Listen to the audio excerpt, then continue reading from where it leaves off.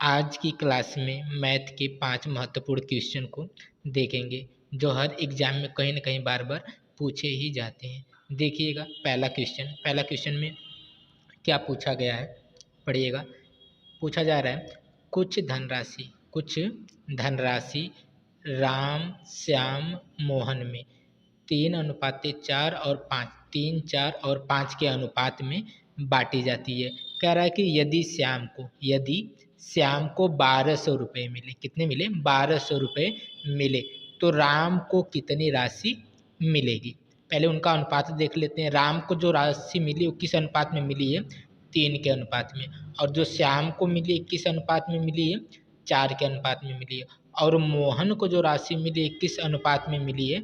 5 के अनुपात में मिली है। लेकिन इसमें आगे ही बता दिया गया है कि जो श्याम है ना, श्याम को कितने पैसे मिले हैं? 1200 रुपये मिले। जो श्याम है उसको कितने रुपए मिले हैं? 1200। अनुपात में तो श्याम का कितना दिख रहा है? 4 दिख रहा है, लेकिन पैसे में देखा जाए तो कितना दिख रहा है? 1200 रुपये दिख रहा है। अब वही देखेंगे कि वह कितना गुना है। देखिए ध्यान से, यह अनुपात में तो 4 है, लेकिन पैसे में कितना है? 1200। पैसे में कितना है? 1200 है। यानी अनुपात के हिसाब से जो उसका पैसा है कितना गुना, जितना उसका गुना होगा उतना ही सबका गुना होगा। तो देखिए कितना गुना है? 4 3 12, यानी कितना गुना है? लगभग 300 गुना है। कितना गुना है? 300 गुना है। यानी सभी लोग क्या हो जाएंगे? 300 गुना हो जाएंगे, क्योंकि सबका अनुपात बराबर में बटा था। लेकिन अब 4 बराबर कितना में मिल रहा है? 300 मिल रहा है। तो जब वह 300 गुना होगा तो सभी के अनुपात कितने हो जाएंगे? 300 गुने बढ़ जाएंगे। तो पूछा किसका? राम को कितनी राशि मिली? किसको पूछा? राम को कितनी राशि मिली? तो राम का अनुपात कितना है? 3। जो अनुपात 3 है इसी को हम क्या कर देंगे? 300 गुना कर देंगे। इसी को हम क्या कर देंगे? 300 गुना। और 300 गुना करेंगे तो ये कितना हो जाएगा? 900। कितना हो जाएगा? 900। यानी राम को जो राशि मिली थी वो कितना मिली थी? 900। अगर यहीं पे मोहन का भी पूछ दे तो कितना करते हैं? 5 है ना, 5 का हम कितना कर देते? 300 गुना कर देते। 300 आया कहाँ से था? देखिएगा, जो श्याम को राशि मिली थी 4 के अनुपात में, वो पैसे में 1200 मिली थी। तो 4 3 12, ये 300 गुना हो रहा है।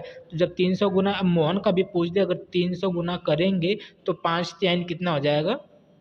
1500 गुना। कितना हो जाएगा? यानी 1500 रुपये हो जाएगा। अगर इसका भी 300 गुना कर देंगे तो कितना रुपया हो जाएगा?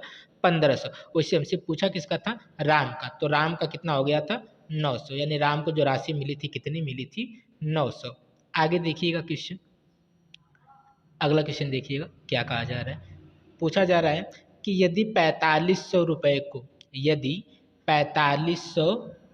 को ए और बी में 2 और 3 के अनुपात में बांटे तो बी को कितनी राशि मिलेगी? 4500 रुपये धनराशि है और 2 लोग हैं ए और बी, और किस अनुपात में बांटना है? 2 और 3 के अनुपात में बांटना है। तो पूछा जा रहा है कि बी को कितनी राशि मिलेगी। एक बार देखते हैं, यहाँ पर देखिए, ए को जो मिली है 2 के अनुपात में और बी को जो राशि मिली किस अनुपात में मिली है? 3 के अनुपात में। अगर इनका अनुपात ही हम एक बार जोड़ लें, इनका एक बार क्या करें? अनुपात ही हम जोड़ लें, देखते हैं कितना आता है। अनुपात इनका जोड़ेंगे तो 3 और 2 कितना आ गया? 5। यानी अनुपात में इनको कई रुपए मिले हैं? 5 रुपये मिले हैं। लेकिन बांटना क्या रुपया था? 4500 रुपये बांटना था। हम अनुपात जोड़े 5 आया और बांटना कितना है? 4500। तो ये देखेंगे क्वेश्चन में कितना ज़्यादा बांटना है। कितना बांटना है? 4500 रुपये बांटना है। कितना बांटना है? 4500 रुपये बांटना है। तो 4500 देखेंगे 5 का कितना गुना है? तो 5 का कितना गुना है? ये 5 9 45, यानी 900 गुना ज़्यादा है। कितना ज़्यादा है? 900 गुना ज़्यादा है। यानी एक की वैल्यू कितनी आ गई? 900 गुना। और किसको देना है? बी को। तो बी की राशि कितनी है अनुपात में? 3, और 3 को ही अब क्या कर देंगे? 900 गुना कर देंगे। 900 गुना कर देंगे तो ये कितना हो जाएगा? 9 त्रिक 2700। यानी जो बी को राशि मिली थी 4500 में से कितनी मिली थी? 2700। अगर वहीं पे ए को पूछ दे कितनी मिली थी, तो ए का अनुपात कितना है? 2, और 2 को आप कितना कर दीजिए? 900 गुना। 2 को आप 900 गुना करेंगे तो कितना हो जाएगा? 9 दूना 1800। कितना हो जाएगा? 1800। अगर आप चेक भी करना चाहते हैं आंसर, तो दोनों का अनुपात जोड़ के, यानी दोनों को पैसा जोड़कर कितना होना चाहिए? 4500 होना चाहिए। आप 1800 और 2700 को जोड़ेंगे भी तो कितना आ जाएगा? 4500 आ जाएगा। वैसे हमसे पूछा था कि बी को कितनी राशि मिली है, तो बी को कितनी राशि मिली है? 2700 रुपये राशि मिली, क्योंकि उसका अनुपात ही कितना था? 3 था और 9 से गुना करना था, तो 9 त्रिक 27, यानी उसका जो पैसा मिला, उसको जो पैसा मिला वो कितना मिला है, 2700 मिला है। अगला क्वेश्चन देखिएगा क्या पूछा जा रहा है। पूछा जा रहा है कि चतुर्थानुपात ज्ञात कीजिए 15, 20, 45 का 15, 20, 45 का चतुर्था अनुपात ज्ञात कीजिए। एक चीज समझिएगा, यह पहला अनुपात, यह दूसरा, यह तीसरा और यह चौथा, यही अनुपात होता है। पहला अनुपात, ये दूसरा, ये तीसरा और ये चौथा। तो पहला भी दिया है, दूसरा भी दिया, तीसरा भी दिया, हमसे पूछ क्या रहा है, चतुर्था अनुपात, यानी जो चौथा अनुपात है उसी को क्या कर रहा है, पूछ रहा है। और एक चीज ध्यान दीजिएगा, जब 4 अनुपात ऐसे लिखे हों तो जो अंदर के दो हैं यानी इनका आपस में गुणा होता है, जो अंदर के दो हैं इनका क्या होता है, आपस में गुणा होता है, और जो बाहर के दो लोग हैं इनका क्या होता है, आपस में गुणा होता है। तो आपस में गुणा करेंगे, जब बाहर का बाहर करेंगे तो 15 और ए का गुणा करेंगे तो कितना हो जाएगा, 15 ए हो जाएगा।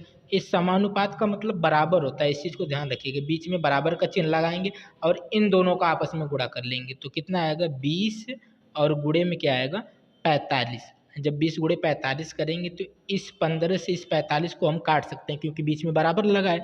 जब उसे काटेंगे तो कितनी बार में कटेगा, 15 तियाँ 45। तो ए बराबर बच क्या जाएगा, 20 बचेगा और गुणे में क्या बचेगा, 3 बचेगा।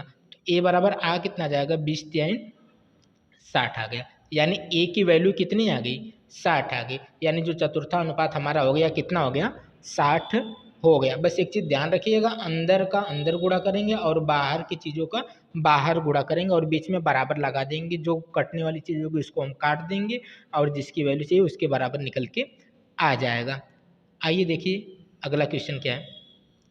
अगला क्वेश्चन देखिएगा, इसमें भी ए का मान ही पूछा है, इसमें भी किसका मान पूछा है, ए का मान ही पूछा गया है। तो फिर वही काम करेंगे, जो दो लोग अंदर हैं इनका आपस में गुणा करेंगे और जो दो लोग बाहर हैं इनका क्या करेंगे, आपस में गुणा करेंगे, बीच में बराबर लगा देंगे, जो चीज़ कटने वाली होगी उसको क्या करेंगे, काट लेंगे। तो आइए इनको बराबर करते हैं। देखिएगा, जैसे बाहर बाहर का गुणा करेंगे तो क्या मिलेगा, 16 मिलेगा और इधर क्या मिलेगा, ए मिलेगा। तो दोनों का आपस में गुणा करिए, 16 गुणे ए, हमने बार बार का गुणा कर लिया। इस समानुपात का मतलब बराबर होता है, तो बीच में हम क्या लगाएंगे, बराबर लगाएंगे और इन दोनों लोगों का आपस में गुणा कर लेंगे। जब दोनों का आपस में गुणा करेंगे तो कितना हो जाएगा, 42, 42 गुणे कितना होगा, 32 होगा। अब बीच में बराबर लगा है, इस साइड और इस साइड जो जो कटने वाली चीज़ होगी उसको हम क्या करेंगे, यहीं पे काट लेंगे। देखिए जैसे यहाँ पे 16, 16 से 32 कटेगा, कितनी बार में कटेगा, 2 बार में। तो ए बराबर बचा कितना है, इधर तो 42 और गुणे में कितना बच गया, 2। 42 गुणे 2 करेंगे तो कितना आ गया, 84। यानी ए की वैल्यू यहाँ पर कितनी आ गई, 84। यानी यहाँ भी जो ए का मान हमें कितना मिल गया, ए भी एक तरह से चतुर्था अनुपात ही था और ए का मान यहाँ भी हमें कितना मिल गया, 84 मिल गया। आगे देखिएगा क्वेश्चन हमसे क्या पूछा जा रहा है। देखिए जैसे इस बार जो पूछा जा रहा है 9 और 16 का मध्यानुपात पूछा जा रहा है। इस बार अनुपात का ही क्वेश्चन है, लेकिन इस बार क्या पूछा जा रहा है, मध्यानुपात। पिछले वाले में था चतुर्था अनुपात पूछा जा रहा था, इस बार क्या पूछा जा रहा है, मध्यानुपात पूछा जा रहा है, यानी मध्य का अनुपात पूछा जा रहा है। ये चीज़ें देखिए इस रूप में लिखी, मध्यानुपात मतलब देखिए ये 9 लिखा हुआ है, अनुपात रहा होगा यहाँ पे ए, इसका मान नहीं दिया, समानुपात लगा देंगे। यहाँ पर जो ए था उसका मान भी नहीं दिया, फिर अनुपात करके क्या लिख दिया है, 16। यानी किनारों किनारों का तो अनुपात दे दिया, 9 और 16 किनारों किनारों का अनुपात दे दिया, लेकिन ये जो मध्य के लोग हैं, जो मध्य में 2 बार ए आया, यहाँ पे एक्स माने जो कुछ भी मानना है, यानी जो मध्य का अनुपात है, जो मध्य का अनुपात बनने वाला था, यानी मध्यानुपात, मध्य का जो अनुपात था इसी को गायब कर दिया और पूछ रहा है कि मध्य का अनुपात ज्ञात कीजिए। अब देखिए जब भी ऐसे होता है समानुपात का चिन्ह होता है तो हम करते क्या है, किनारों किनारों का एक साथ गुणा करते हैं और अंदर अंदर का एक साथ गुणा करते हैं। तो वही चीज़ करेंगे, तो अंदर अंदर का एक साथ गुणा करेंगे तो कितना बन जाएगा, ए स्क्वायर बन जाएगा। समानुपात लगा तो बीच में बराबर लिखेंगे और किनारों किनारों को जब गुणा करेंगे तो कितना हो जाएगा, 9 और गुणे में क्या हो जाएगा, 16 हो जाएगा, 9 गुणे 16। इधर देखिएगा क्या होगा, इधर ए है। अब देखिए जो स्क्वायर है ना, स्क्वायर अगर इस साइड बराबर की इस साइड लाएंगे तो क्या बनाएगा, वह रूट बना देगा। रूट किसके ऊपर बना देगा, 9 गुणे 16। जैसे बराबर के इस बार प्लस जाता है तो माइनस होता है, माइनस जाता है तो प्लस होता है, गुणा जाती है तो भाग, भाग तो गुणा। उसी तरह अगर स्क्वायर को पक्षांतर करते हैं तो क्या बन जाती है वह? करड़ी बन जाती है। तो हमने यहाँ से स्क्वायर हटा के इधर लगा दिया यानी करड़ी। हम देखिए ए बराबर क्या आ गया, करड़ी में 9 और गुणे 16। करड़ी में 9 का मान कितना होता है? करड़ी में 9 का मान 3 होता है और करड़ी में 16 का मान कितना होता है? 4 होता है। ए बराबर क्या बचा?